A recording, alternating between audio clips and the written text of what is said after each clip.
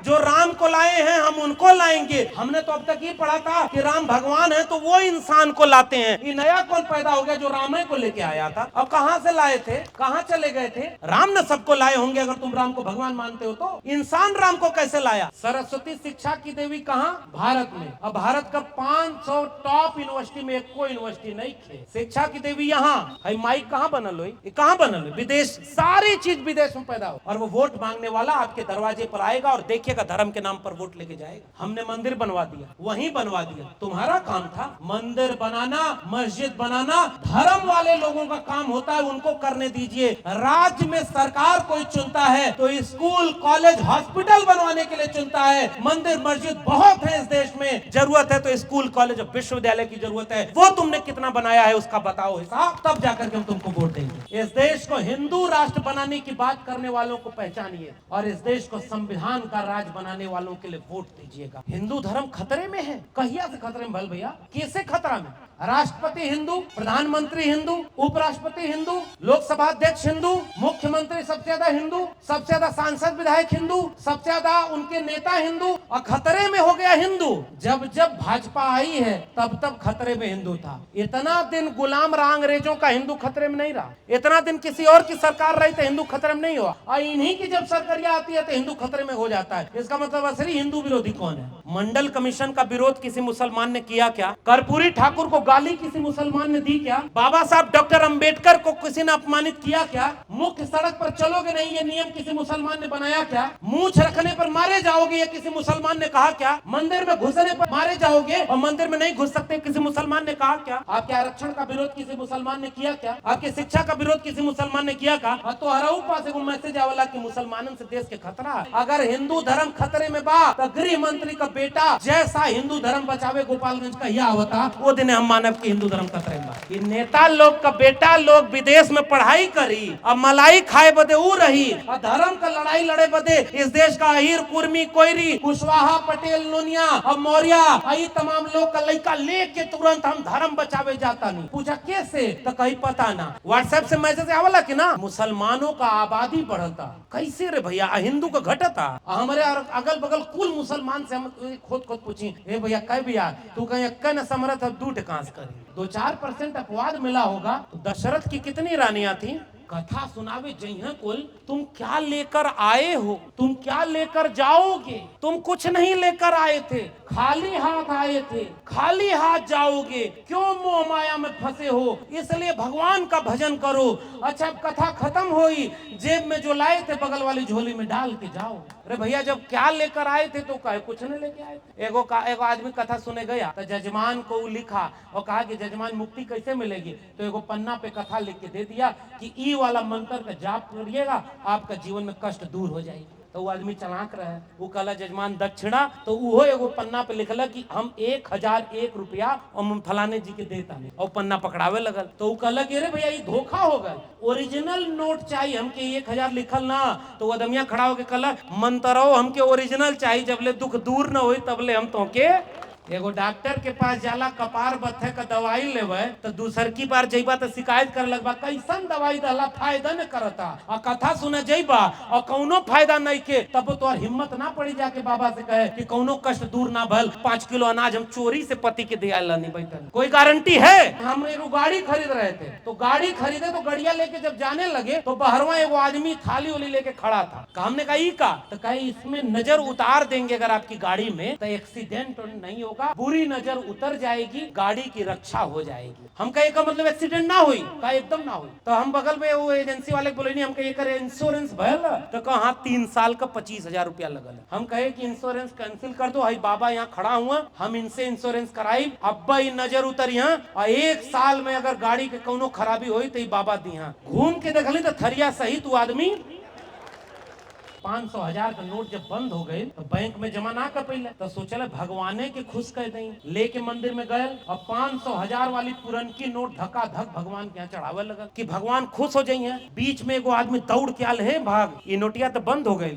एक कहीं चढ़ावा था, वो आदमी कहा धीरे बोल, तो हमके पता है कि नोटिया बंद हो गई, हमके पता है कि नोटिया बंद हो गई, भगवान के थोड़े पता कि नोटिया बंद हो गई। वो आदमी बोला कि भगवान ये नोटिया थोड़ा लेना कि उनके जानकारी होती है, जो नोटिया लेला उनके पता है कि नोटिया बंद हो गई। यादव बहुत सारे लोग लोग होते हैं उनको लगता है कि हमार के शोषण के लिए हम शूद्र ना, हम तो क्षत्रिय हैं। मान ला तू क्षत्रिय हो तो अपन इतिहास देख कितना जने तो के क्षत्रिय माने ल। अच्छा जो क्षत्रिय हो तो के क्षत्रिय माने ल ना माने।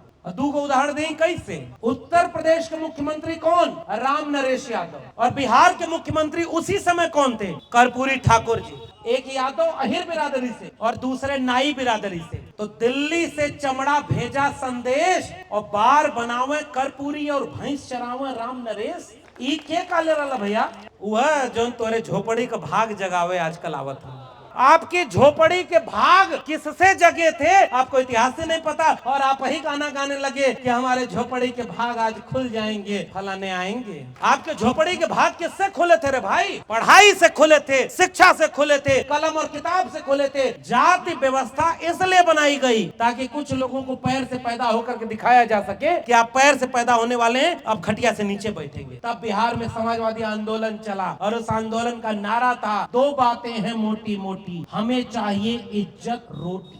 रोटी और इज्जत की लड़ाई थी, जिसमें समता की चाह नहीं, वह बढ़िया इंसान नहीं। समता बिना समाज नहीं, बिन समाज जनराज नहीं। मिटे गरीबी और अमीरी, मिटे चाकरी और मजबूरी। जो जमीन को जोते बोए वो जमीन का मालिक होए। राष्ट्रपति का बेटा हो या चपरासी की हो संतान, और टाटा बिरला अंबानी हो, सबको शिक्षा एक समान। 100 में 90 शोषित हैं और शोषितों ने ललकारा है, धन धरती और राजपाट में 90 भाग हमारा है। 10 का शासन 90 पर नहीं चलेगा, नहीं चलेगा। सबको शिक्षा, सबको काम, वरना होगी नींद हराम। शिक्षा पर जो खर्चा हो बजट का 10वां हिस्सा हो, सबको शिक्षा दे न सके जो, वो सरकार निकम्मी है। और जो सरकार निकम्मी है वो सरकार।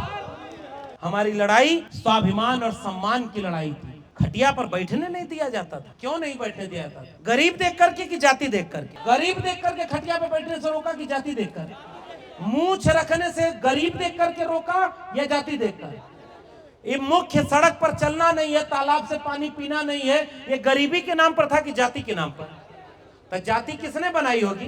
कि एक आदमी कहा कि दादाजी गुजरल हुआ तो कहाँ हुआ? दादाजी ऊपर हुआ। एक गाय अगर दे देता, गोदान कर देता, तो दादाजी दोनों बेला उनकर आत्मा दूध पियत खुश रहा। और जब वो आदमी कहला कि गैया कैसे जाई, तो कहला धरती पर हम भगवान का अवतार है ना, तो हमके देबा, हम सीधे दादाजी के आत्मा के पहुंचा दे। वो आदमी गाय लेके चल गया। कुछ दिन बाद फिर आए, पिताजी हाथ जोड़ के खड़ा हुआ, पूरा धार्मिक आदमी, मालिक दादाजी का आत्मा कैसे है? तो कहना बड़ा ठीक है, गैया से दोनों बेला 5-5 लीटर दूध देले, खूब बढ़िया पियल ना। कहे कि अच्छा ओकरे बात का होई? तो कहा कि सुते के दिक्कत होले, एगो चारपाई अगर मिल जात तो उनके कोनो दिक्कत ना। कल चारपैया कैसे जाई? काम धरती पे उतार है ना उनका, तो हमके देबा, हम डायरेक्ट उनके पहुंचा देव। नई चारपाई पिताजी दलना, आदमी लेके चल गए। तीसर की बार आयल, पूछला दादाजी कैसे? कहे गैया से दोनों बेला दूध पियत हूँ, नई की चारपैया पे बढ़िया सुतत हूँ, लेकिन देवरिया ले जाए बदे गाड़ी का जरूरत है, एगो मोटरसाइकिल मिल जाए तो दोनों बेला जाए में दिक्कत ना हो। वो कहला कैसे मोटरसाइकिल जाई? कहे अवतार हम है ना। तब तक वही एगो लड़का रहे जो ऐसा वैचारिक कार्यक्रम में गए रहे।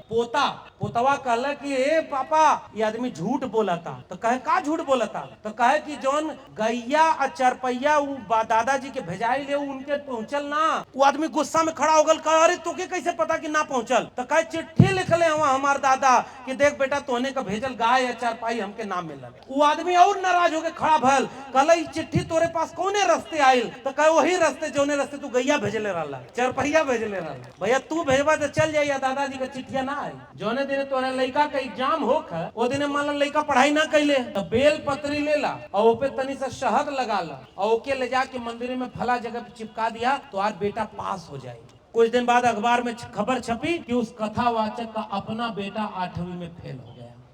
तो जो कथा सुनाया वही का लड़का फेल हो गया, तोरे लड़का के पास कराए बदे एक पाखंड बता के गए। मोको कहाँ ढूंढे रे बंदे, मैं तो तेरे पास में। ना मैं मंदिर, ना मैं मस्जिद, ना काबे कैलाश में, ना मैं जप में, ना मैं तप में, ना मैं व्रत उपवास में। खोजी हो तो तुरते मिलो पल भर की तलाश में। कहे कबीर सुनो भाई साधो, मैं तो हूँ विश्वास में। रोटी कपड़ा सस्ती हो और दवा पढ़ाई मुफ्ती हो। गोबर नहीं खाना है हमको, हलवा खाना है, क्योंकि उसको हम अपने खेत में पैदा करते हैं। वेद में लिखल बा कि 22 प्रकार का नरक हुआ, कौनों में समोसा की तरह तलल जीवा, कौनों में पीस पीस काटल जीवा। 1930 और 40 का वक्त था जब बिहार में त्रिवेणी संघ बना था, जानते हैं नाम आपका, त्रिवेणी संघ। और उसके बाद अर्जक संघ और शोषित दल बाबू जगदेव प्रसाद। तो त्रिवेणी संघ से लेकर के अर्जक संघ का आंदोलन आगे बढ़ा और बिहार में बहुत सारे लोगों को यह गुमान था कि खटिया पर बैठने नहीं देंगे। पता है ना, पुराने लोग तो जानते होंगे, ये रास्ता पर चलने को देना नहीं है। आप अभी कोई कह रहा था कि इस बार कांवड़ यात्रा हम सामने घर के नहीं लेके जाने देंगे, बता रहे थे। वो सब रास्ता बदल दिए होंगे लेकिन गए जरूर होंगे, क्योंकि कांवड़ लेके जाने में कोई दुख तकलीफ नहीं होती। अब तो यहीं बगल में बॉर्डर पार करिए उत्तर प्रदेश में, हेलीकॉप्टर से आपके ऊपर फूलों की बारिश की जाती है। लेकिन 69,000 शिक्षक भर्ती में SC ST बच्चों का नौकरी और आरक्षण खत्म कर दिया गया। वो जब अपना हक मांगने जा रहे हैं तो उनके ऊपर लाठी की बारिश हो रही है। यही अंतर समझ लीजिए। और आपका नौजवान कहां जाएगा ये बात समझ लीजिए। शिक्षा और रोजगार मांगने जाएगा तो लाठी पड़ रही है। और धर्म मांग, अरे भाई धर्म तो आपके दिल में हुआ करता था ना, जिसको धर्म मानना था वो दिल में मानता था ना। भाई माताएं बहनें बैठी हुई हैं, पिछले दिनों जब कोरोना आया तो पहला कोरोना माई का मंदिर कहां बनल है। एगो हम वीडियो देखली, ओमा एगो बुजुर्ग मेहरारू रहे, वो खुरपा लेके खन्नत वीडियो वाले से कहती का तकाई कोरोना माई हमरे सपना में आईली। और ओकरे बाद कहली कि 5 गो लौंग, 5 गो मिर्च और 2 गो बेल का पत्ता आई को ले जाके खन के और 2 हाथ नीचे गाड़ दिया, सब कर कोरोना खत्म हो जाए। मतलब बतावा, दुनिया जोने को वैक्सीन खोजत रहे, ओके हमरे यूपी बिहार के माई लोग सपना में खोजल नहीं कि कोरोना का विनाश कैसे करे के बाद। ये भैया कैसे भर डॉक्टरी की पढ़ाई कौन पढ़ल है। अब आप सोचिए, कोरोना के समय गोबर का इस्तेमाल करना बढ़ा दिया। एगो आदमी बैठ के टीवी पर बोला कि अगर गोबर को, अगर आप गाय के गोबर को लीप लेंगे तो कोरोना नहीं होगा। दूसरा का आदमी बोला कि गोबर के, गाय के गोबर में नहा लेंगे तो आपको कोरोना नहीं होगा। तीसरा आदमी बोला कि गाय के गोबर के आसपास ही जीने लगेंगे तो कोरोना नहीं होगा। तो एक दूसरा आदमी बोला कि अगर रोज आधा किलो गाय का गोबर खाएंगे तो एकदम कोरोना नहीं होगा। भाई आपको पता नहीं है, गाय के बछड़े को छोड़ दोगे और हलवा रख दो, गोबर रख दो, गोबर नहीं खाएगा, हलवा खाने चला जाएगा। तो जानवर को पता है क्या खाना चाहिए क्या नहीं खाना चाहिए। और इस बात को हम कह रहे हैं कि भाई आपको खाना है गोबर, आप खाइए। हम तो इस देश के किसान कमेरा लोग हैं जो खेत से अनाज पैदा करके लोगों का पेट भरते हैं। तो हम अनाज पैदा करके जब लोगों का पेट भरते हैं तो हमको पता है कि कौन सा अनाज किस फसल में होता है, कौन सा मौसम बदलता है, धान के कितना पानी चाहिए और गेहूं के कितना पानी चाहिए, ये दोनों का अंतर हमको पता है। ये हमारे, हमको गोबर नहीं खाना है, हमको हलवा खाना है, क्योंकि उसको हम अपने खेत में पैदा करते हैं। इसलिए भैया एक ही बात कहने आया हूं, अंधविश्वास और पाखंड से बचना जरूरी है। और बचना क्यों जरूरी है? जब तक इतिहास नहीं पढ़ेंगे, शिक्षा नहीं जानेंगे। इसलिए मैं आपको इतिहास बताने आया हूं।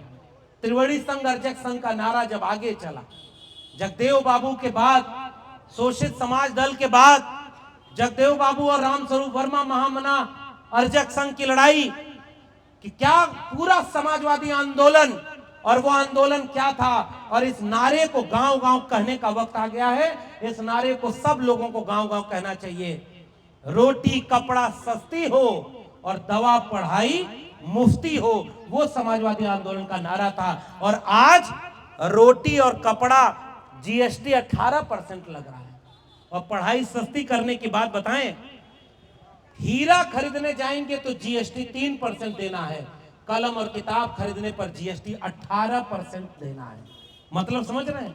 राजा अनपढ़ होता है तो कलम और किताब पर भी टैक्स लगा देता है ताकि गरीब आदमी पढ़ाई से दूर हो जाए और पाखंड और अंधविश्वास में चला जाए। और राजा तो इस देश का ऐसा बचा है जिसका डिग्री का पता ही नहीं। पता है आप लोगों को पढ़ाई कितनी हुई है? एक इंटरव्यू में बोले 4 पास हैं, दूसरे इंटरव्यू में बोले 35 साल भीख मांगा था, तीसरे इंटरव्यू में बोले एंटायर पॉलिटिकल साइंस में डिग्री लिया था। और डिग्री ही नहीं पता थी, इसलिए मैं आपसे एक बात कहने आया हूं। एक बात बताइए, आपके सामने अगर मुफ्त में 2 चीज बांटी जाए तो आप क्या चुनना पसंद करेंगे? मुफ्त में 5 किलो अनाज कि मुफ्त में बेटा बेटी के लिए शिक्षा?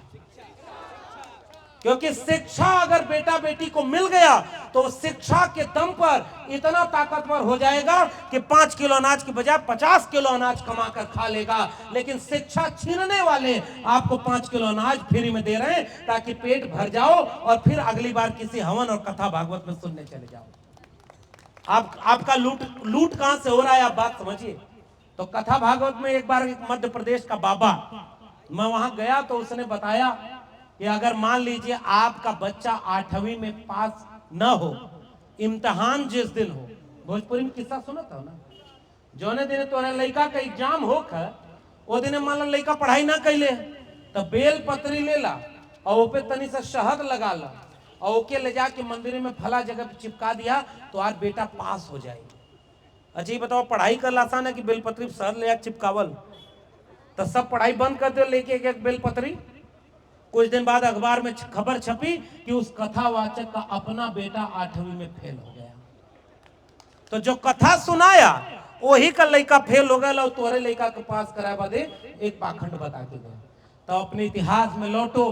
बिहार के लोगों, हमारे संघर्षों का इतिहास क्या था कि 2 बातें हैं मोटी मोटी, हमें चाहिए इज्जत रोटी। हमारी लड़ाई स्वाभिमान और सम्मान की लड़ाई थी। खटिया पर बैठने नहीं दिया जाता था। क्यों नहीं बैठने दिया जाता था? गरीब देख करके कि जाति देख करके? बताइए, जोर से बोलिए। गरीब देख करके खटिया पे बैठने से रोका कि जाति देखकर? मूंछ रखने से गरीब देख करके रोका या जाति देखकर? ये मुख्य सड़क पर चलना नहीं है, तालाब से पानी पीना नहीं है, ये गरीबी के नाम पर था कि जाति के नाम पर? तो जाति किसने बनाई होगी?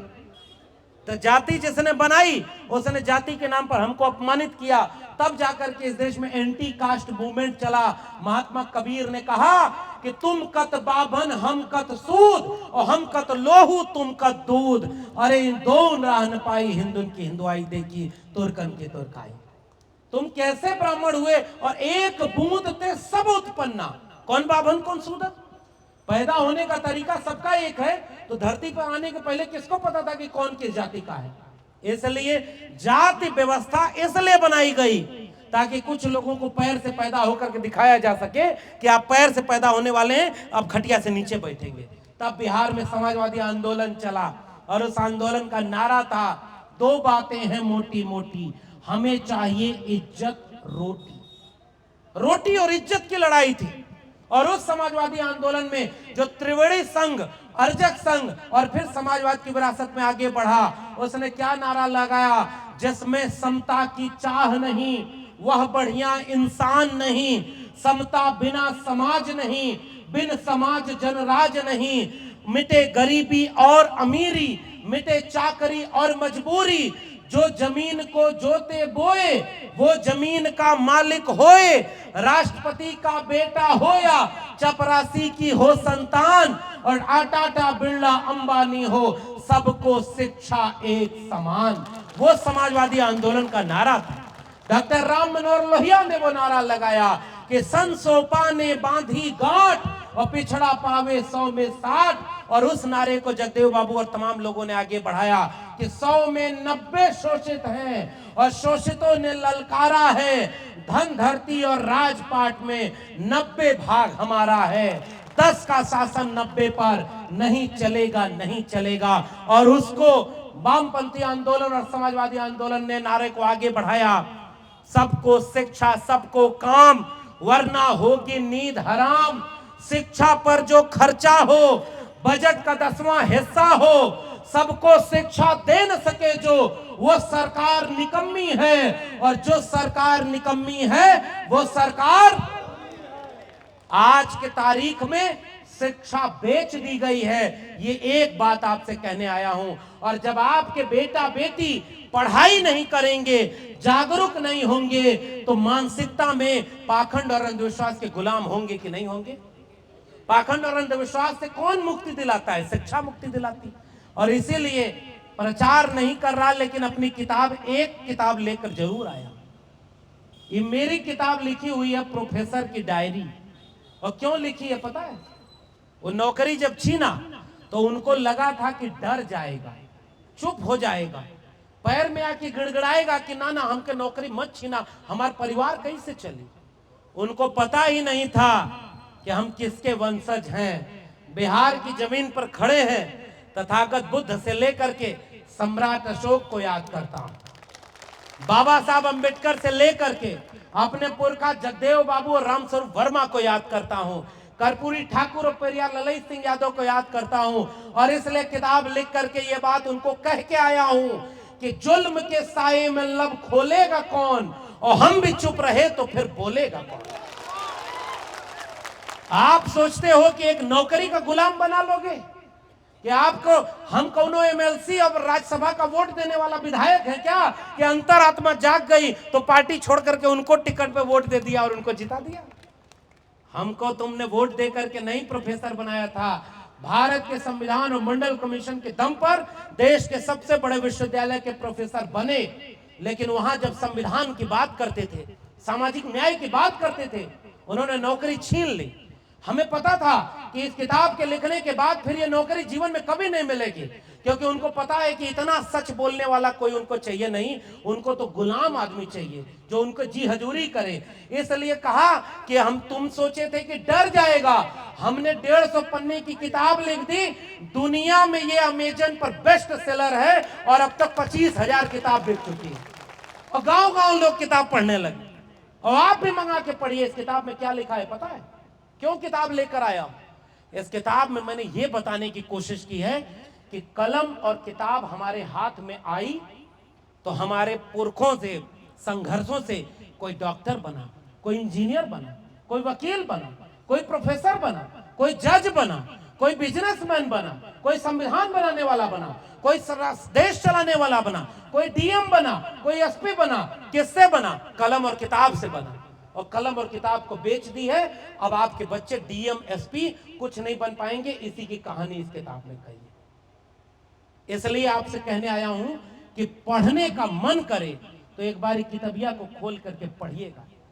इस गांव में पुराना इतिहास याद करो और नौजवानों जितने लोग हो यहां याद करो, ठंडी रात में रात भर जागकर पानी में पैर कीचड़ में डालकर गेहूं के भरने वाला किसान, पानी बारिश में इतना पानी में खड़े होकर अपना धान काटने वाला किसान, खूब ठंडी में गन्ना पैदा करने वाला किसान, गर्मी में पसीना और खून मिला करके इस देश की जमीन को उपजाऊ बना करके लोगों का पेट भरने वाला किसान, हाथ में कुदाल फावड़ा तो सदियों से था। कोई मजदूरी कर रहा है, कोई किसानी कर रहा था, लेकिन उसमें पीढ़ियां खत्म हो गई। देश कौन चला रहा था? वो थोड़े से लोग जिसके हाथ में कलम थी, वही तो देश चला रहे थे। आप तो अपना पेट चला रहे थे और अपना परिवार चला रहे थे। शिक्षा जब मिलना शुरू हुई तो आपके घर का कोई बेटा और बेटी जब बाहर निकला पढ़ने के लिए, और तब आपने भी सोचा कि इस खेती किसानी से हमारा घर नहीं चलेगा। 1 रुपया बचाया, अपने बेटा बेटी को पढ़ाया, और इसलिए पढ़ाया कि कल को बेटा बेटी डॉक्टर, इंजीनियर, वकील बन जाएगा तो हमारी गुलामी दूर हो जाएगी। और जिसको आपने वोट दिया उसने स्कूल, कॉलेज, विश्वविद्यालय बेच दिया और आपको पता ही नहीं चला। वापस आपका बेटा बेटी आपके खेत में चला गया या किसी कंपनी की मजदूरी करने चला गया है। बताइए आपको पता है कि नहीं पता है? उद्योगपतियों का 12 लाख करोड़ रुपया माफ कर दिया और हम गांव में पेट भरते रह गए। और चुनाव जब आया तो हमारी जाति वाले आदमी को टिकट दे दिया उसी संविधान विरोधियों ने, और हमारी जाति वाला हमारे गांव में घुस करके कहता है कि हमें वोट दे दो, हमारी जात बिरादरी एक है। लेकिन वोट किसके लिए मांगा? संविधान बदलने वालों के लिए। इस खतरे को अगर हमने नहीं पहचाना तो बताइए, कुल्हाड़ी में लगी हुई लकड़ी को जब जंगल में कुल्हाड़ी गई तो कुल्हाड़ी लकड़ियों से कहने लगी कि कुल्हाड़ी का साथ दो, क्योंकि इसके मुट्ठे में लगी लकड़ी भी तो तुम्हारे बीच की है। जंगल की लकड़ियों ने कुल्हाड़ी का साथ दिया, जंगल कट गया, क्योंकि लकड़ियों को पता ही नहीं चला कि कुल्हाड़ी उनके खिलाफ खड़ी थी कि उनके साथ खड़ी थी। आप भी जाति बिरादरी देखकर और हम लोगों को जाति बिरादरी देखकर बांटा, और इसलिए मैं आपसे इतिहास बताने आया हूं। बताओ, कर्पूरी ठाकुर तो नाई जाति के थे ना, और कर्पूरी ठाकुर तो समाजवादी आंदोलन से निकले थे ना। और कर्पूरी ठाकुर को आपको पता है, एक इतिहास जानो मेरे लोगों, इस इतिहास को नए बच्चे नहीं जानते होंगे। गांव में ऐसे ही गरीब किसान परिवार में एक एक रुपया जोड़ करके कर्पूरी ठाकुर के पिताजी ने वो अपने बच्चे को पढ़ाया और पहली बार मैट्रिक पास कर गया, 10वीं। पुराने लोग जानते होंगे।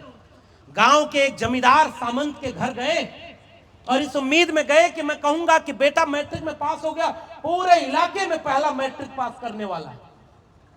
खुशी खुशी अपने बच्चे को लेकर गए और कहे कि जाओ बाबू, बता दो बाबू साहब को।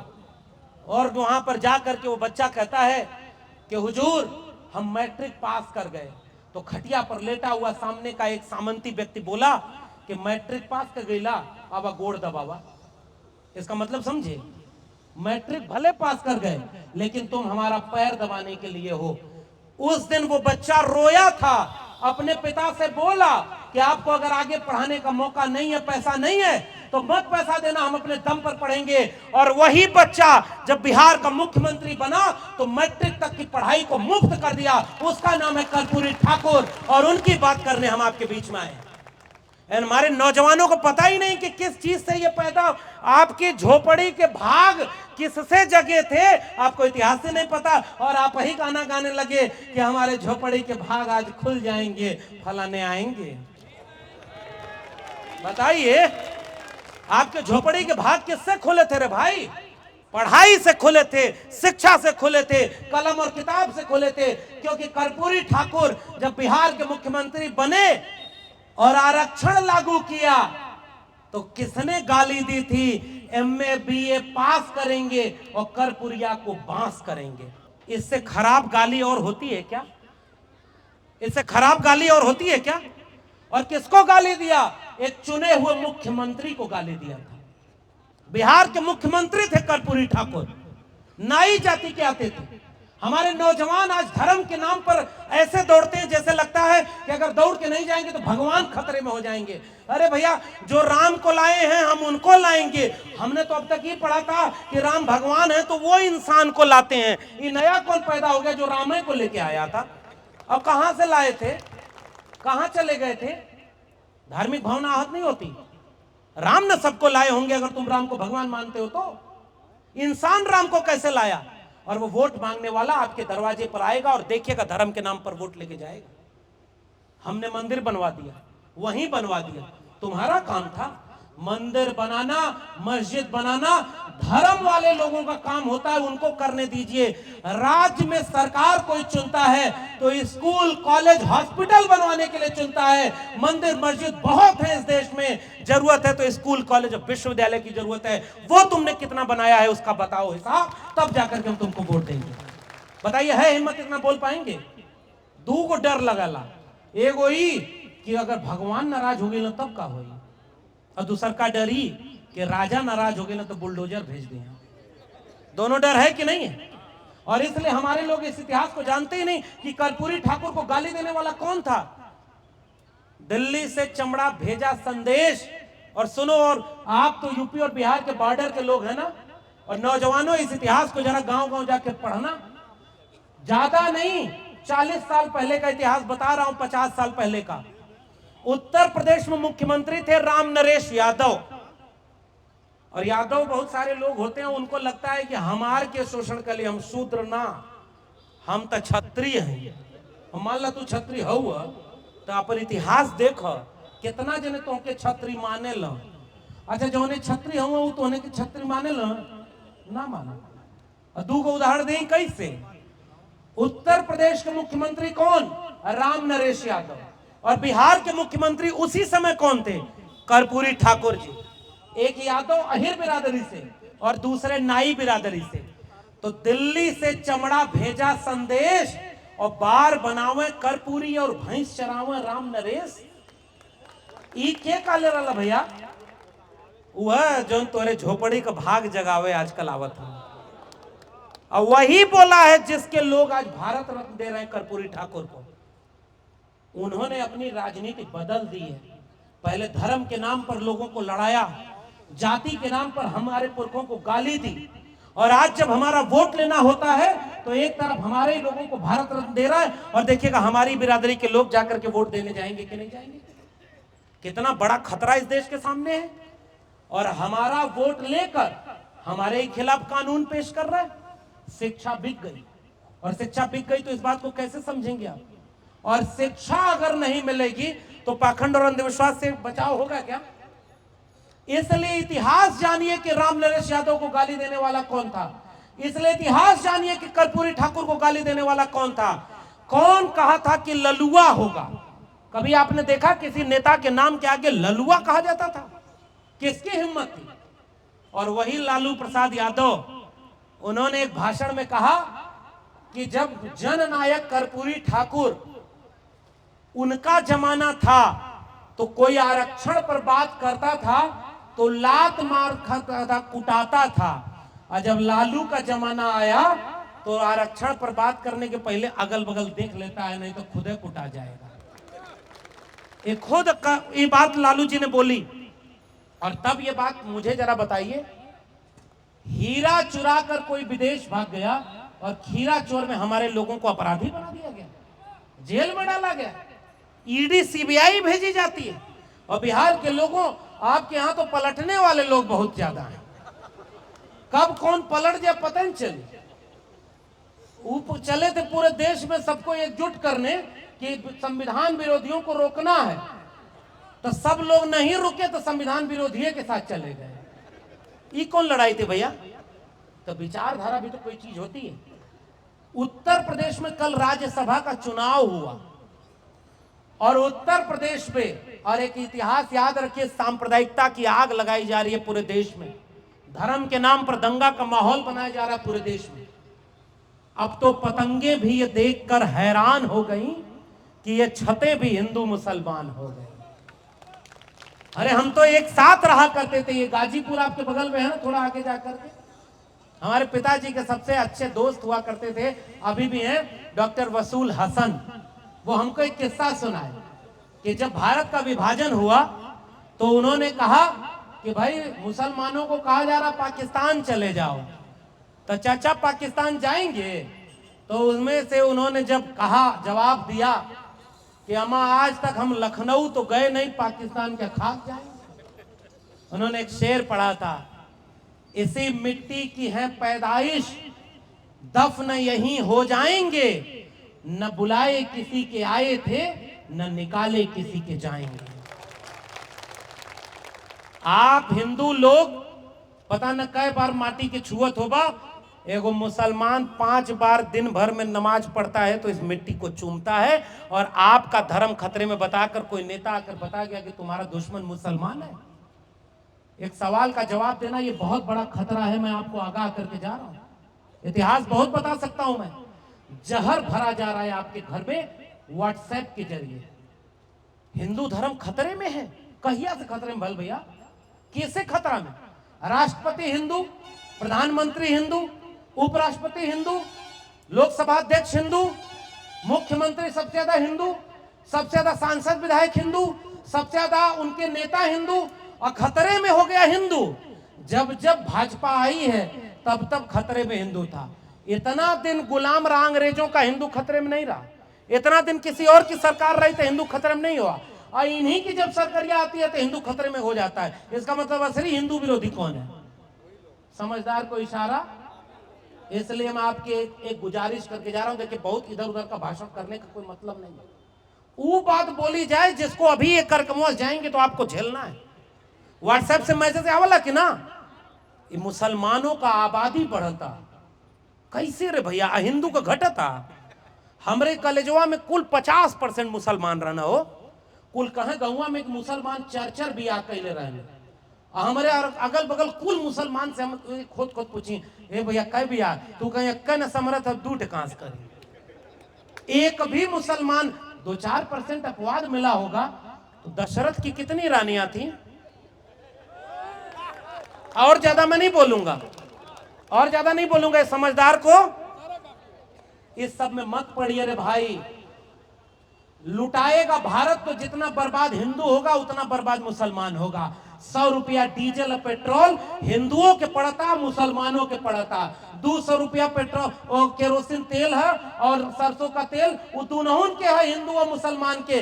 1200 रुपया का सिलेंडर दुनहुन के है और बेरोजगारी दुनहुन के है। और वहां बैठल नेता कहला कि तुम्हार हिंदू लोगन खतरे में, मुसलमानन से तुम्हार देश बा। अरे नहीं के रे भाई, अगर हिंदू धर्म खतरे में बा तो गृह मंत्री का बेटा जैसा हिंदू धर्म बचावे गोपालगंज का यह होता, वो दिन हम मानव की हिंदू धर्म खतरे में बा। ये नेता लोग का बेटा लोग विदेश में पढ़ाई करी और मलाई खाए बदे ऊ रही और धर्म का लड़ाई लड़े बदे इस देश का अहीर, कुर्मी, कोयरी, कुशवाहा, पटेल, नोनिया और मौर्य आई तमाम लोग का लड़का लेके तुरंत हम धर्म बचावे जाता नहीं। पूछा कैसे तो कहीं पता ना। अब यहाँ शिक्षा का कोनो कार्यक्रम करा, आयोजक लोगन के इतना मेहनत लगल हुई कुर्सी जुटावे तो उनके घर से बुलावे में। अब यहाँ एगो ऑर्केस्ट्रा बजा दो, रात भर यहाँ डीजे पर डांस होई। लंदन से बुलाएंगे, रात भर डीजे गजाएंगे। ये अपा तो लड़का को नाचत आना और तो के पता ना कि देश लूटा गल तो काहे कि तो के मैसेज को भेजल गल कि हिंदू का दुश्मन के मुस्लिम। मंडल कमीशन का विरोध किसी मुसलमान ने किया क्या? कर्पूरी ठाकुर को गाली किसी मुसलमान ने दी क्या? बाबा साहब डॉक्टर अंबेडकर को किसी ने अपमानित किया क्या? मुख्य सड़क पर चलोगे नहीं ये नियम किसी मुसलमान ने बनाया क्या? मूंछ रखने पर मारे जाओगे ये किसी मुसलमान ने कहा क्या? मंदिर में घुसने पर नहीं मारे जाओगे और मंदिर में नहीं घुस सकते किसी मुसलमान ने कहा क्या? आपके आरक्षण का विरोध किसी मुसलमान ने किया क्या? आपकी शिक्षा का विरोध किसी मुसलमान ने किया क्या? और तो हराऊ पास एक मैसेज आवला कि मुसलमानों से देश के खतरा ना रे भाई। जो आपके बच्चों का शिक्षा रोजगार लूट लिया उससे आपके बच्चों का खतरा है। धर्म आपके दिल में हुआ करता था, उसको दुकान पर कौन खड़ा किया? मोको कहां ढूंढे रे बंदे, मैं तो तेरे पास में। ना मैं मंदिर, ना मैं मस्जिद, ना काबे कैलाश में, ना मैं जप में, ना मैं तप में, ना मैं व्रत उपवास में। खोजी हो तो तुरंत मिलो पल भर की तलाश में। कहे कबीर सुनो भाई साधो, मैं तो हूं विश्वास में। आपका भगवान आपके दिल में था, उसे बाहर दुकान पर कौन खड़ा कर दिया? ये गांव भर में पूरे इलाका में खोज के बताइए। अभी अरुण जी बोलेंगे, हमें पता है इतना बढ़िया ही बोलते हैं। आई तो इतना वैज्ञानिक बोल देते हैं कि मछली के पेट से कौन कैसे पैदा होता है। हम तो सुनते हैं सर, हम तो सुनते हैं, इनसे ज्ञान बढ़ता है हमारा। और हम लोग मानते हैं कि मछली के पेट से पैदा होता है। भैया कैसे? केवल भारत में सरस्वती शिक्षा की देवी कहां? भारत में। अब भारत का 500 टॉप यूनिवर्सिटी में एक कोई यूनिवर्सिटी नहीं थे। शिक्षा की देवी यहां, और जितना कपड़ा पहन ले हुआ कोई भारत में पैदा हो तो बताओ है माइक कहां बनल हो? ये कहां बनल? विदेश, सारी चीज विदेश में पैदा हो। लक्ष्मी देवी भारत में, ये हम इन्हीं से सुने हैं। अरुण जी बताएंगे। हमको कोई पकड़ेगा तो हम कहेंगे हमारे बुजुर्ग जब ऐसे हैं तो हम काहे नहीं ऐसे होंगे। ये वैचारिक लोग हैं, अर्जक संघ के निकले हुए लोग हैं। इतना मुश्किल से ये आंदोलन चला तब हम यहां पहुंचे और हम लोग एक झटके में बिक गए। धर्म के नाम पर केवल कथा भागवत सुनने जाते हैं और स्कूल कॉलेज विश्वविद्यालय कौन जाएगा? पूरा गांव में इलाके में खोज के बताइए मंदिर हुआ करता था। अपने खेत के मेड़ पर हम खेती की फसल की पूजा करते थे। बताइए माताएं बहनें बैठी हैं, गलत कर रहा हूं सही? हमारे यहाँ कुल देवी कुल देवता होता रहनी ना, वहां कुल देवी कुल देवता का पूजा होता रहा ना। वहां कौनो पुजारी नहीं खे ना। और वहां बैठ करके केहू जल चढ़ावा, केहू खाए कोनो चीज चढ़ावे और उतने से पूजा हो जाता रहे कि ना। कहीं और जाता रहे तो 2 गोईठा पे 1 पूड़ी या 1 छोला बना करके पूजा हो जाता रहे कि ना। अब अचानक पुजारी बीच में बैठा। एक आदमी नोटबंदी में गए, अब 500 1000 का नोट जब बंद हो गए तो बैंक में जमा ना कर पहले तो सोचल भगवाने के खुश कर दें। लेके मंदिर में गए, अब 500 1000 वाली पुरनकी नोट धक्का धक भगवान के यहाँ चढ़ावे लगल। ध्यान से सुनिए ये बात के। अचानक भगवान के चढ़ावे लगल कि भगवान खुश हो जाइए। बीच में एगो आदमी दौड़ के आल है, भाग ये नोटिया तो बंद हो गई। एक ही कहीं चढ़ावा था। वो आदमी कहा धीरे बोल, तो हमके पता है कि नोटिया बंद हो गई। हमके पता है कि नोटिया बंद हो गई, भगवान के थोड़े पता कि नोटिया बंद हो गई। आई हम नहीं के कहते भाई, ये तो देश का समाज का सच्चाई है। वो आदमी जो बोला वही आपका सच्चाई है। आपका माल लुटा कहां रहा है यहां से देखिएगा। वो आदमी बोला कि भगवान ये नोटिया थोड़ा लेना कि उनके जानकारी होती है। जो नोटिया ले ला उनके पता है कि नोटिया बंद हो गई। एगो आदमी गया और हम आज से 25 साल पहले लोग किस्सा सुनाते थे। कबीर पंथी भजन होते थे, गांव गांव में लोग अपने में 4 लोग बैठ करके धर्म और बाकी काम कर लेते थे। अब तो हर काम के लिए पुजारी बैठाया जा रहा है, हवन हो रहा है। एगो गांव में 4 गो लड़का गदहा मार दे, पता है ना, गदहा मार दी। तो एक आदमी के पास गए, वो जान जाइए कौन आदमी है, जिसके पास गए कि हुजूर गांव का 4 लड़का तो गदहा मार देने। कहे अरे बाप रे, गांव का गदहा मारल तो बहुत बड़ा पाप है। वेद में लिखल बा कि 22 प्रकार का नरक हुआ, कौनों में समोसा की तरह तलल जीवा, कौनों में डीप फ्राई कर जीवा, कौनों में पीस पीस काटल जीवा। 22 प्रकार का नरक हुआ, पता कि ना तो के दुनिया में और कहीं ना भारत में हो। तो ओकरे बाद वो आदमी सब डरा गई, एक समझा, गांव के लोगों ने बात के समझा। वो कहला कि ये पता था इससे बचाव कैसे होई, तो बहुत बड़ा पाप हो गल। तो कहे बचाव के एक तरीका हवन कराव और 25 गांव का हमारी जात बिरादरी के लोगन के बुलाव और हमके खियाव। तोरे घरे बच्चा पैदा होकर तब वो हमें के खियाव, और के उमर जा तब वो हमें के खियाव। तोरे जेब में पैसा होकर तब वो हमें के खियाव, और ना पैसा होकर तो उधार मांग के हमके खियाव, और तब जाके हम तो के आशीर्वाद दे। ये समझे ताड़ा, समझदार के इशारा काफी, नाम ना ले जरूरत है भैया, समझदारी से काम करने की जरूरत है। तब वो गांव का आदमी कहना कि हुजूर है मतलब बड़ा खर्चा आई। कहे हाँ कम से कम इतना रुपया खर्चा आई, तब तो उनके पाप से मुक्ति हुई। गांव का एक आदमी जाके उनके कान में बोल कि मालिक जो गधवा 4 गो लड़का मरले ना, वो में एगो आपका संतोष बरना, आपका लड़का संतोषो में रहना। तो वो आदमी चुपचाप शांत होकर बैठल। भोजपुरी में एगो बात कहल कि 2-4 लड़कन में एक संतोष, और गधा के मरले में कौनो ना दोष। खत्म कहानी। जब अपने ऊपर आवेला तो सब माल खत्म हो जाला। कथा सुनावे जइहा कुल, तुम क्या लेकर आए हो, तुम क्या लेकर जाओगे। तुम कुछ नहीं लेकर आए थे, खाली हाथ आए थे, खाली हाथ जाओगे। क्यों मोह माया में फंसे हो, इसलिए भगवान का भजन करो। अच्छा कथा खत्म हुई, जेब में जो लाए थे बगल वाली झोली में डाल के जाओ। अरे भैया जब क्या लेकर आए थे तो कहे कुछ नहीं लेके आए थे। एगो आदमी कथा सुने गया तो जजमान को लिखा और कहा कि जजमान मुक्ति कैसे मिलेगी। तो एगो पन्ना पे कथा लिख के दे दिया कि ई वाला मंत्र का जाप करिएगा, आपका जीवन में कष्ट दूर हो जाएगी। तो वो आदमी चलाक रहे, वो कहला जजमान दक्षिणा, तो वो एगो पन्ना पे लिखला कि हम 1001 रुपया और फलाने जी के देता नहीं, और पन्ना पकड़ावे लगल। तो वो कहला कि अरे भैया ये धोखा हो गया, ओरिजिनल नोट चाहिए हमके, 1000 लिखल ना। तो आदमिया खड़ा होके कहला मंत्रो हमके ओरिजिनल चाहिए, जबले दुख दूर ना होई तबले हम तो के। एगो डॉक्टर के पास जाला, कपार बथे का दवाई लेवे, तो दूसर की बार जइबा तो शिकायत कर लगबा कैसन दवाई दला, फायदा न करता। और कथा सुने जइबा और कौनो फायदा नहीं के, तब तो हिम्मत ना पड़ी जाके बाबा से कहे कि कौनो कष्ट दूर ना भल, 5 किलो अनाज हम चोरी से पति के दिया नहीं बैठल। बताओ कोई गारंटी है। हम एगो गाड़ी खरीद रहे थे, तो गाड़ी खरीदे तो गड़िया लेके जब जाने लगे तो बहरवा एगो आदमी थाली उली लेके खड़ा था। हमने कहा ई का, तो कहे इसमें नजर उतार देंगे अगर आपकी गाड़ी में तो एक्सीडेंट नहीं होगा, बुरी नजर उतर जाएगी, गाड़ी की रक्षा हो जाएगी। ध्यान से सुनिए गांव के लोग, कम से कम 2-3 महिलाओं को आपको तैयार रखना चाहिए। आज सब पुरुष लोग आयल बाड़ा यहाँ, और पता चल घरे लौट के जीवा तो सबकर मेहरारू गल हो जल चढ़ावे। काहे कि आप अपने घर के बच्चों को, महिलाओं को यहाँ नहीं लेके आते। आप सबको लेकर आइए ना भाई, हम भी चाहते। मैं तो मेरे घर में तो मेरी ससुराल में सारे लोग पुजारी, और आजकल अब पूजा हमरे से छिपा के होले चोरी चोरी। और काहे कि दामाद जी जौन बोले ना वो बतिया तो सही है। और कुछ दिन बाद देखिए वो काम खत्म हो जाई। अपने घर में क्रांति न कर। भगत सिंह पैदा हो लेकिन पड़ोसी के घरे में, हमार लड़का सेट हो गया तब हम चलब अब समाज में काम करे। अच्छा आज जेकर लड़का का नौकरी चल गई ओकर के घर चलावो तो क्यों पूछला उसे। क्रांति यहाँ रुकी हुई है क्योंकि हम धोखा देते हैं। विचार क्यों मंच मिल गया हम के माइक तो हम घंटा भर भाषण दें और यहाँ से जाके और वही काम करें, क्योंकि हमारे लोग ईमानदार नहीं रहे। उनका आदमी ईमानदारी से काम करता है और हम लोग इस पाखंड अंधविश्वास से रुके नहीं। वो गाड़ी खरीद के जब हम लेके जाने लगे तो कहा कि हम नजर उतार देंगे, गाड़ी का बुरी नजर खत्म हो जाएगी। हम कहे का मतलब एक्सीडेंट ना हुई, कहा एकदम ना हुई। तो हम बगल में वो एजेंसी वाले बोले नहीं, हम कहे करे इंश्योरेंस भयल, तो कहा हाँ 3 साल का 25,000 रुपया लगल।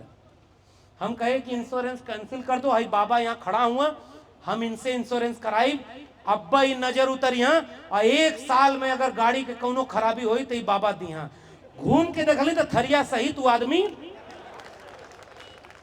भैया गारंटी ले ला ना, 1-2 साल का तू आऊ ले ला, हम नजर उतरवा ले। सब गारंटी कोनो चीज का नहीं थी। इसलिए मैं आपसे कहने आया हूं और इस किताब को इसीलिए लेके आया था मेरे गांव के लोगों, मैं दिल्ली में रहता हूं। एक बात और गंभीरता से सुन लो आप, इस किताब में आपके बच्चों का भविष्य लिखा है। विश्वविद्यालय और स्कूल इसीलिए बर्बाद हो रहे हैं कि अंधविश्वास और पाखंड की दुकान चलती रहे। अगर बच्चा पढ़ा लिखा होगा तो पाखंड अंधविश्वास में नहीं जाएगा ना भाई, शिक्षित होगा तब ना पूछेगा सवाल। हमारे गांव में वही बतिया था कि एक आदमी कहा कि दादाजी गुजरल हुआ, तो कहां हुआ, दादाजी ऊपर हुआ। और उसके बाद कहा कि अच्छा उनका कोनो दिक्कत, कहा उनके दिक्कत है, गाय अगर दे देता, गोदान कर देता तो दादाजी दोनों बेला उनका आत्मा खुद दूध पियत खुश रहा। ये मैं किस्सा गांव में क्यों सुनाता हूं, क्योंकि यही भाषा में गांव में कहने की जरूरत है। और जब वो आदमी कहला कि गैया कैसे जाई, तो कहला धरती पर हम भगवान का अवतार है ना, तो हमके देबा, हम सीधे दादाजी के आत्मा के पहुंचा दे। वो आदमी गाय लेके चल गया। कुछ दिन बाद फिर आए, पिताजी हाथ जोड़ के खड़ा हुआ, पूरा धार्मिक आदमी, मालिक दादाजी का आत्मा कैसे है, तो कहना बड़ा ठीक है, गैया से दोनों बेला 5-5 लीटर दूध दे ले, खूब बढ़िया पियल ना। कहे कि अच्छा ओकरे बात का हुई, तो कहा कि सुते के दिक्कत होले, एगो चारपाई अगर मिल जाए तो उनके कोनो दिक्कत ना। कल चारपैया कैसे जाई, काम धरती पे उतार है ना उनका, तो हमके देबा, हम डायरेक्ट उनके पहुंचा दे। नई चारपाई पिताजी दल ना आदमी लेके चल गए। तीसर की बार आयल, पूछला दादाजी कैसे, कहे गैया से दोनों बेला दूध पियत हूँ, नई की चारपैया पे बढ़िया सुतत हूँ, लेकिन देवरिया ले जाए बदे गाड़ी का जरूरत है, एगो मोटरसाइकिल मिल जाए तो दोनों बेला जाए उतर जाए में दिक्कत ना हो। वो कहला कैसे मोटरसाइकिल जाई, कहे अवतार हम है ना। तब तक वहीं एगो लड़का रहे जो ऐसा वैचारिक कार्यक्रम में गए रहे, पोतवा कहला कि हे पापा ये आदमी झूठ बोला था। तो कहे का झूठ बोला था, तो कहे कि जौन गैया और चारपैया दादाजी के भेजाई ले उनके पहुंचल ना। वो आदमी गुस्सा में खड़ा हो गल, कहा अरे तोके कैसे पता कि ना पहुंचल, तो कहे चिट्ठी लिख ले हुआ हमार दादा कि देख बेटा तोहने का भेजल गाय या चारपाई हमके ना मिलल। वो आदमी और नाराज होके खड़ा भल, कहला ई चिट्ठी तोरे पास कौने रास्ते आयल, तो कहे वही रास्ते जोने रास्ते तू गैया भेजले रहला, चारपैया भेजले रहला। भैया तू भेजबा तो चल जाइए, दादाजी का चिट्ठिया ना आई। एगो और सुना, एगो मौलवी साहब हुआ, देखा धर्म का कुल तरफ एक चीज होले ना। एगो मौलवी साहब का कथा मौलवी साहब सुनैले, वहाँ इंटरनेट पे सुनिया, हम उन्हें सुन ले, उन्हें सुनावत है। धर्म के नाम पर कुल और यह कुल है तमाशा, लेकिन दूसरे धर्म पे बोला वो जे दंगा करावल चाहे। अपने घरे में झाड़ू लगावा, पड़ोसी घर में झाड़ू लगेले का जरूरत ना है। आजकल तोहरे यहाँ ये होला कि जब अपने घरे की सफाई करे बात होले तो कहना तू पड़ोसियों घरवा गंदा हो पे कहने बोलता, अरे भाई ओकर जिम्मेदारी वो नहीं भाई, हम अपन घर साफ करो। तो मौलवी साहब गए एक जगह खाने, तो पहले वहां गए तो अपना सुनाने लगे। तो मौलवी साहब कहले दूर, बैठल बैठल थोड़ी देर बाद कहना दूर दूर हट हट हट। सब लोग परेशान, मौलवी साहब क्या हुआ, कहे उधर काबे की तरफ एक कुत्ता दौड़ के जा रहा था तो उसको हमने भगा दिया। अब लोग परेशान, देवरिया में बैठ के मौलवी साहब काबा तक देख लिए कि काबा में कुकुर जात रहो, यहीं से दूर दूर हट हट हट गल, कुकुर भाग गल। अब सब परेशान, अरे भाई पूरा ताकत है, मौलवी साहब तो एकदम ऊपर से उतरे। थोड़ी देर बाद औरतिया जो चला कर घरवा को खेल का कैले देखा, खाना लेके आई, सबके नॉनवेज ज्यादा खाना ना, तो वो चावल नीचे ऊपर से मुर्गा और कुल टांग ऊपर रखल, एक थरिया में मुर्गवा नीचे कर दल, ऊपर से चावल ढक दल। ध्यान से समझिए खेला, सबके सामने जौन चावल गल ऊपर चावल, ओकर ऊपर चिकन, और जौन मौलवी साहब के समनवा चावल गल ओपे ऊपर से केवल चावल लौके, नीचवा कुछ लौक बंद करे। मौलवी साहब यहर देखना यहरो चिकन, ओहर देखना वो हरो चिकन। थोड़ी देर बाद मौलवी साहब गुस्सा गए ना, ये क्या बदतमीजी है, मुझे केवल चावल दे दिया, चिकन क्यों नहीं दिया। मेहरुआ पिछवा से बोल रहा, यही देवरिया में बैठ के काबा ले देख ला कुकुरा के, और भतवा के नीचे चिकन ना लौकता। आप बताओ भैया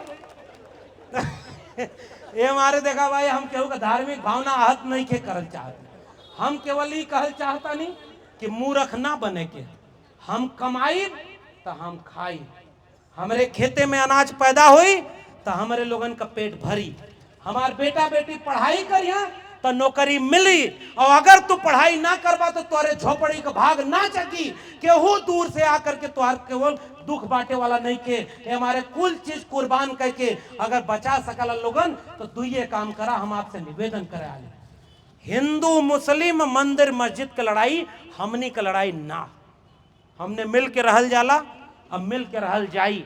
ये हमारे वो आदमी के पहचाना जवन मंदिर मस्जिद के नाम पे तो लड़ावा था। दूसर की बात, कर्म कांड और अंधविश्वास से बचावा और अपने बच्चा बच्ची के शिक्षा जरूर दिलावा। एक रोटी कम खा, एक कपड़ा कम पहना, एक बार रिश्तेदारी में कम खर्च करा, ब्याहे शादी में लाखों लाख रुपया उधार मांग के खर्च कर देता है आदमी, और वही बेटा बेटी जब कहता है कि पापा एगो मोबाइल दे दो तो कहीं ना रे पैसा नहीं के, कम पैसा में पढ़। और इस चीज को कहने के लिए आपके बीच में आया। और आखिरी पैगाम, वक्त बहुत हो गया, वैचारिक क्रांति दूर की होती है। फूले अंबेडकर पेरियार के मिशन का भारत बनाने में भी समय लगेगा। नफरत मत करिएगा। मैंने इतना देर बोला, किसी नेता का नाम लिया, इसलिए अगर आपको धर्म पर कुछ बोलना है तो मेरा निवेदन एक्सेप्ट करिएगा। बिरसा फूले अंबेडकर पेरियार जितना कह गए हैं वही कहिएगा। वक्त समय खराब हो तो रणनीति बदल लेना चाहिए। 1 रुपया, अरे भाई अगर भगवान है तो भगवान इस बात से खुश हो जाएगा जब आप मन में कह देना कि आपको जो मैं चंदा देने वाला था उससे मैंने अपने गांव के गरीब बच्चे को किताब कलम खरीद के दे दी है। भगवान सबसे ज्यादा इस बात पर खुश हो जाएगा। कलम और किताब पर खर्च करिए, अपने बच्चों को पढ़ाइए, और अगर आप अपने बच्चों को पढ़ा रहे हैं और बगल में कोई पड़ोसी का बच्चा है उसको पढ़ाइए, इससे बड़ा पुण्य का काम कोई नहीं है। और आखिरी पैगाम आपको देने आया हूं, चुनाव आ गया है, संविधान बदलने वालों को पहचानिए, इस देश को हिंदू राष्ट्र बनाने की बात करने वालों को पहचानिए, और इस देश को संविधान का राज बनाने वालों के लिए वोट दीजिएगा।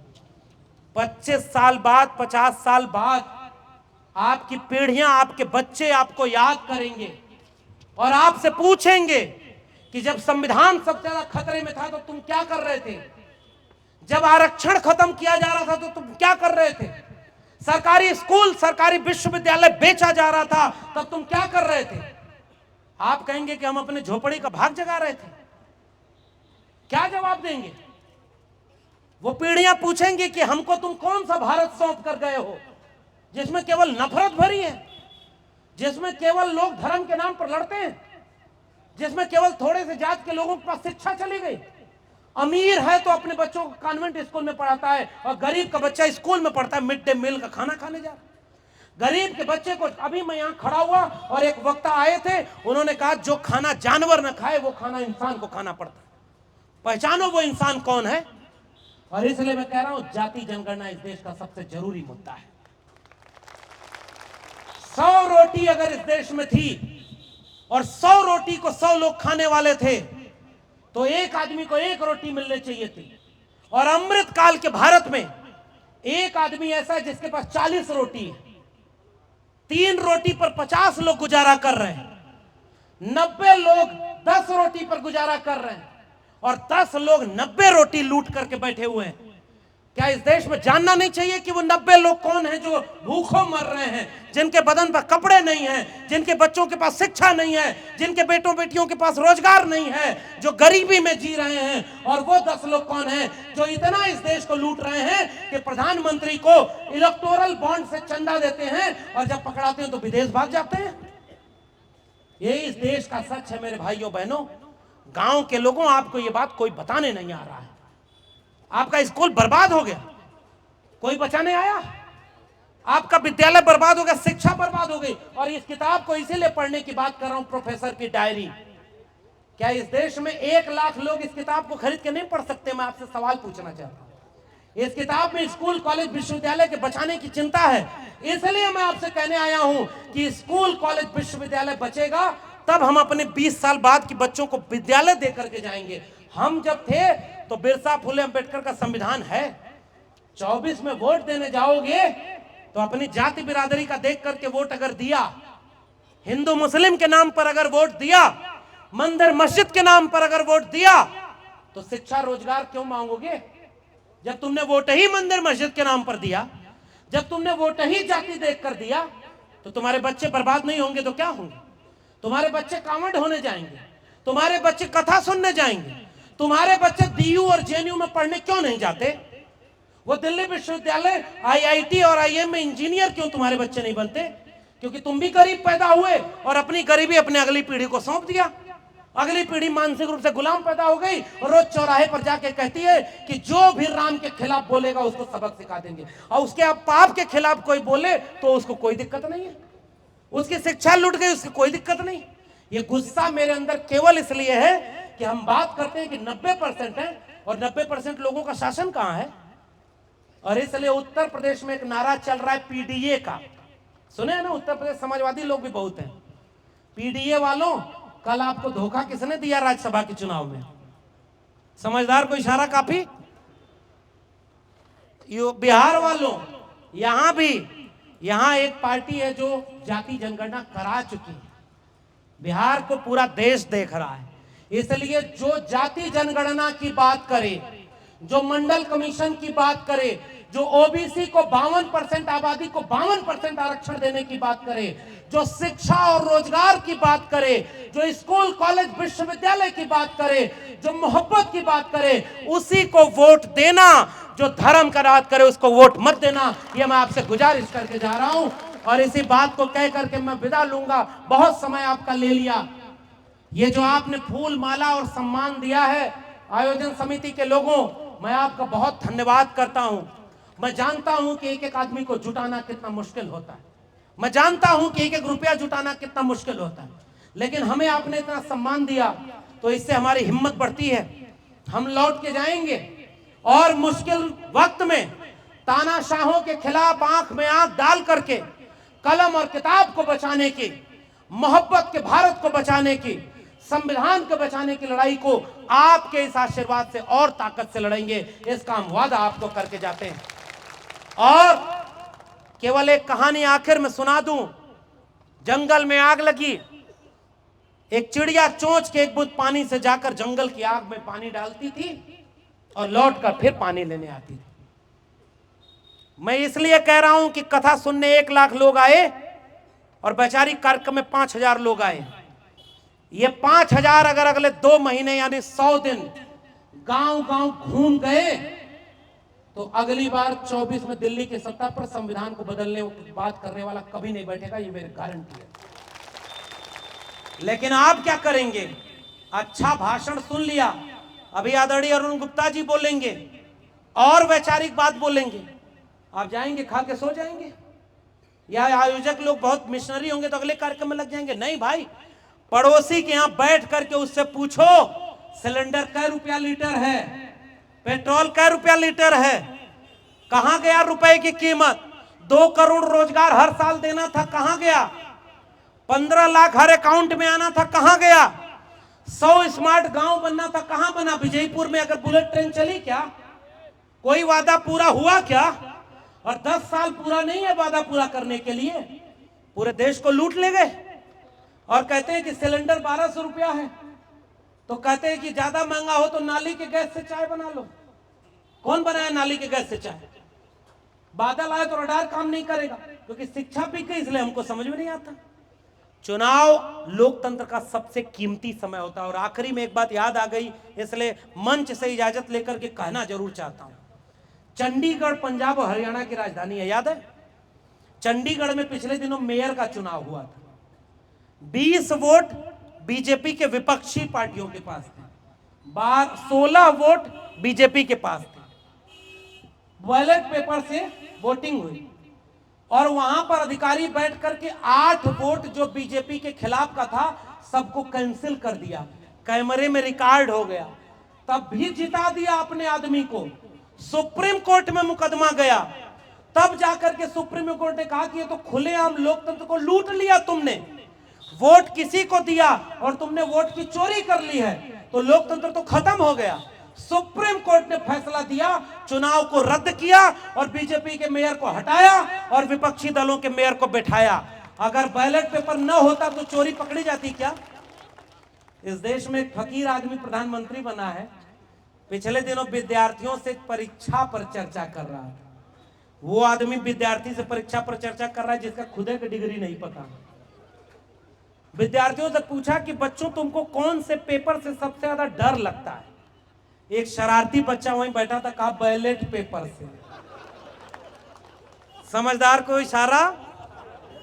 अगर तुम्हारा डंका बज रहा है, अब की बार 400 पार कर रहे हो, दुनिया में नाम कमा लिए हो, एक घोषणा और कर दो, हम भी तुम्हारा लोहा मान जाएंगे कि 2024 का चुनाव ईवीएम से नहीं होगा, बैलेट पेपर से होगा। एक घोषणा कर दो, वोटवा कहीं दबाई बा अजाई। लेकिन अब तो समय ना है एक बदलाव का। वोट का चोरी होते हैं। वोट का चोरी कैसे रुकेगी पता है? पूरे गांव गांव को समझा देंगे, कलम और किताब पर वोट देंगे, मोहब्बत पर वोट देंगे, तब जाकर के इस वोट की चोरी को रोक पाइएगा। नहीं तो संविधान 2024 के बाद नहीं बचेगा। माफ करिए, मैं आपसे ये कह के जा रहा हूं, इस देश में संविधान नहीं बचेगा भाई। आपके बच्चों को शिक्षा खत्म हो जाएगी, सब के सब मजदूर बनेंगे और यही बड़ी बड़ी चमचमाती सड़कें बनेंगी। आपका खेत बिक जाएगा, आपको इकट्ठे पैसा मिलेगा, बेटवा दारू पीने वाला निकल जाएगा, जगह जमीन बेच के दारू पिएगा, उसकी अगली पीढ़ी गुलाम पैदा होगी। एक वाक्य बोलूं, मुश्किल वक्त ताकतवर इंसान पैदा करता है। ताकतवर इंसान मुश्किल वक्त को आसान करता है। आसान वक्त कमजोर इंसान पैदा करता है और कमजोर इंसान वापस मुश्किल वक्त पैदा कर देता है। इस बात को नहीं समझे। तीसरी पीढ़ी के पहले के लोग एक दिन में 10 किलोमीटर पैदल चलते थे। मेरे दादा पैदल चलते थे, मेरे पिताजी साइकिल पे चलने लगे, मैं गाड़ी से आया। संघर्ष देखना और याद करना बुद्ध को, ज्योतिबा फुले को, जगदेव बाबू को, और उनके संघर्षों से हम यहां पहुंचे। याद करना इसको। दादाजी पैदल चले, पिताजी साइकिल से चले, हम गाड़ी से चल रहे हैं। लेकिन मेहनत करेंगे तो हमारा अगला पीढ़ी का बच्चा हो सकता है कि 1 करोड़ की गाड़ी से चलेगा, लेकिन गारंटी है कि उसका बच्चा फिर से पैदल चलेगा। क्योंकि जब सब कुछ मिल जाता है तो उसकी कीमत कोई नहीं समझता है, और जब संघर्ष करके पाया होता है तब उसकी कीमत समझता है।